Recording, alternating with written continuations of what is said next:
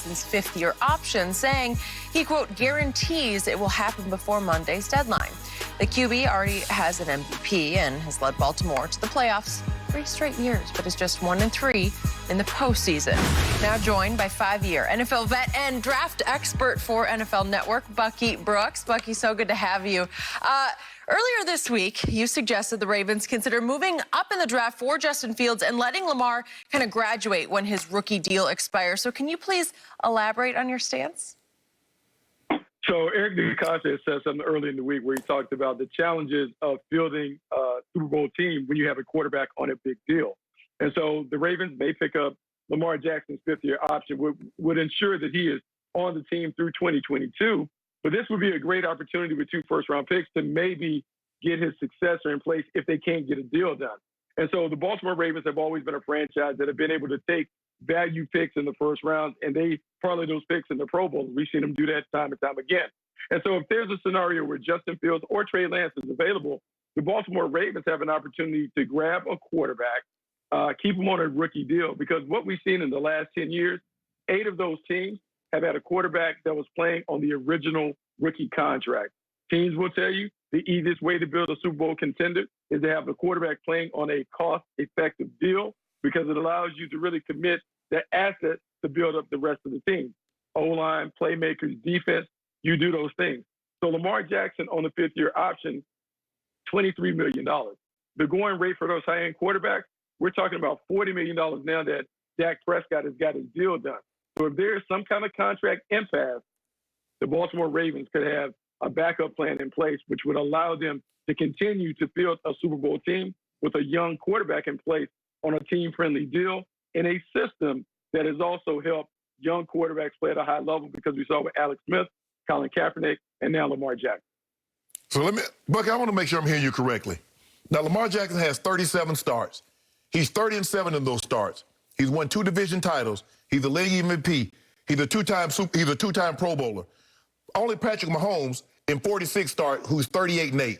So you mean to tell me you're willing to move on from that for an unknown? So are we sure that Justin Fields or Trey Lance or whomever that you might want Baltimore to select is going to be this? Forget superseding this, be this. Because you're hoping. I know what I got Lamar Jackson. I got an MVP quarterback that could possibly get to the Super Bowl with some more pieces around him. Maybe if I give him a true #1 receiver, a big body receiver that can make the 50-50 catches, that I don't have to be so perfect with my throws. Hollywood Brown, there's not a knock on Hollywood Brown, but Hollywood Brown is only so big. You need a big body receiver that you don't have to be perfect. And you're willing to give that up because you're going to get an impasse. Now, you do realize, well, if that's the case, you're going to move on. You're going to basically keep a quarterback for like 3 or 4 years and just move on.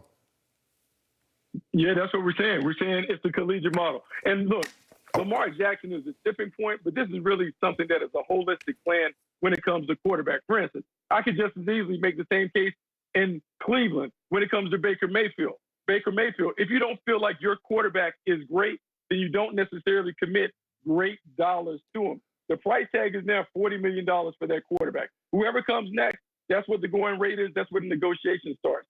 So if you're a team that doesn't believe that your quarterback is truly a leader great, then you might be better served to take the college model. Let 1 5-star depart, bring in another 5-star, reset the clock, but keep the team in order. This is something that you have to consider, because remember, we saw the Rams sign that big contract to Jared Goff. We saw the Philadelphia Eagles sign a big contract with Carson Wentz. Both of those guys are no longer there, and it cost them a ton of money and a ton of dead cap space. So rather than being iffy and kind of blindly hand out that contract, maybe you say, you know what, we're good, bro. If you don't want to come in at our terms, we'll find another quarterback, because the team is really going to sustain itself with a young quarterback. I think Lamar Jackson is better than all the quarterbacks you just mentioned. Baker Mayfield, Carson Wentz, and Jared Goff. That guy has a unanimous MVP. There have only been a handful of those in NFL history. He's been one in his 2nd year. He's led the league in touchdown passes. I don't believe any of those other guys have led the league in touchdown passes. He's gone to playoffs 3 times in his first 3 years. He's won 2 division titles. I'm not so sure I'm getting off of that. I believe we can find a common ground, but that's the going rate. The going rate is $40+ million. I don't believe I don't believe it's sustainable in the NFL, the college model, where, well, you know what, we had this guy for 3 or 4 years, we're gonna move on. There's no way that's sustainable. College, you can do that because that's always, I don't believe you can do that and be successful in the NFL. Not at that position. So now let's go back and let's lose Lamar Jackson. Now, look, this is going to be misconstrued, but I'm okay with it. Like, look, Lamar Jackson is great. One of his biggest supporters when it comes to his game and the way that he plays. But let's just think about it this way. When John Harbaugh switched the system before Lamar Jackson's second year, he said, look, we're going to be the army of the National Football League. The way that we play is a little more systematic. We run it heavy. When you look at college football, there are more guys that play the game like Trey Lance and even Lamar Jackson in terms of using their legs, being able to be those running, active, mobile quarterbacks than there are those traditional pocket passes. So the pool is plentiful when it comes to finding those dynamic playmakers to play this read option style that they're doing. Now, can I say that they can absolutely replace what Lamar Jackson does? No. However, you still can run this offense. You still can run it because Trey Lance ran for 1,100 yards that 1 year at North Dakota State. Lamar Jackson ran for 1,500 at Louisville. Not saying that they're the same, but saying each and every year when we look at the college game, more teams are putting their best athlete at quarterback. Most of those guys are available. It gives you an opportunity to run the same system and keep interchanging the quarterback position as we've seen in the college game. Okay, my turn. So, Bucky Brooks, I have huge respect for what you do and your vision of who can and cannot play in the National Football League.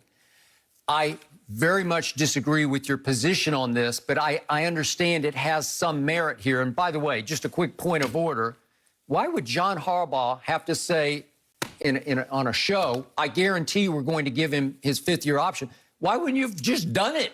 Everybody knew that was deadline's gonna happen. Monday. Yeah, exactly. Well, I mean, what do you do? Why are you waiting? Is there any... We might be working on a contract extension. Skip. Oh, well, is that what it is? I don't know. On a contract extension. Okay, so to Bucky Brooks' point, the man sitting across from me many times on the show has taken issue with Lamar's ability to throw the football at the NFL level. I did not see it coming, so I wasn't high on Lamar ahead of that draft, I'll be the first to say. Sure about what you said, and I don't think he's ever going to be a pretty thrower of the football because it never looks quite right to me. But he knocked my socks off. The way they used him won me completely over because when he won his MVP, he threw 36 touchdown passes without a true #1 receiver. Correct. That is almost impossible to do at the NFL level because Lamar impressed me as a dart thrower, a lethal dart thrower, extremely lethally accurate with the football. Doesn't look great, but it worked. Mm-hmm. And it worked without that Julio Jones to throw to. You still have taken issue. You still say he needs to improve whatever you want to say, mechanics or ability. My thing is, I'm not saying he can't throw, Bookie. I just believe he needs to get more consistent at throwing the football. He can throw it. 36 touchdowns, led the league in touchdown passes, says he can throw the football. I just needs him to be more consistent. Third down, there are some throws that he missed that to be a top-level player year in and year out, you can't miss those throws. Look, I agree with you, Lamar. Here's the thing, because we're having two different conversations. One is about compensation and the way you go with team building. Another is about Lamar Jackson. Here's what I'll say about Lamar Jackson. If you go all the way back to watching Lamar Jackson in Louisville, Lamar Jackson is at his best when the ball is inside the numbers. He throws better when it's inside, in-breaking routes, post, digs, crossing routes, all of those things that are right inside the numbers. Anything outside the numbers, his completion percentage and his accuracy wane.